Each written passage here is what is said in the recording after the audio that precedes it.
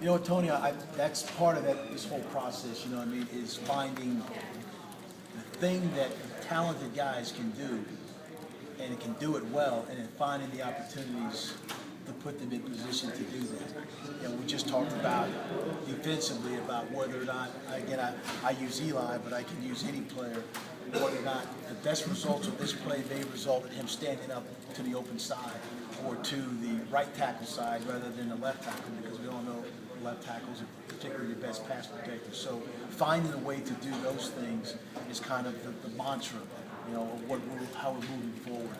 And I think that's probably the biggest difference. Mike, could you update us on the offensive line? Will it look the same entering training camp as when you left? And I guess can you update us on, I think it's Castrano?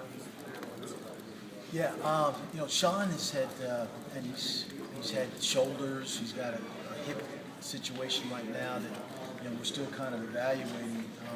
And the question will be, can he play through it? You know, can he tolerate the pain?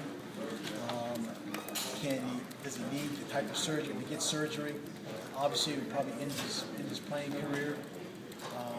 And so that's to be determined here real soon.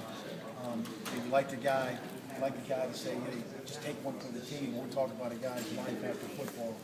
And Sean's played a lot of games for us. Like I said, he's had those shoulder operations that have kind of limited his overall and his health back together. And if this situation with his hip is not remedied here real soon, then he may not be available. It may be in his best interest not to play. So that's unfortunate. But you know, when you look at our recruits that are here, there are 5 scholarship offensive linemen, you know, freshmen, incoming freshmen. You know, obviously you don't want to play freshman offensive linemen, but you may have to. And you'd like to have a true depth chart of experienced offensive linemen. When you look at our team, we have some guys, Connor Davis, guys that have been in games.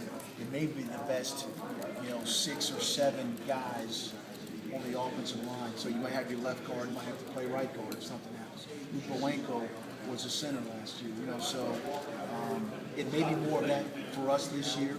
And then early on in camp, trying to find out of those 5 freshmen, you know, and they're pretty good, they're pretty talented, but again, they got to block somebody, you know, they're freshmen.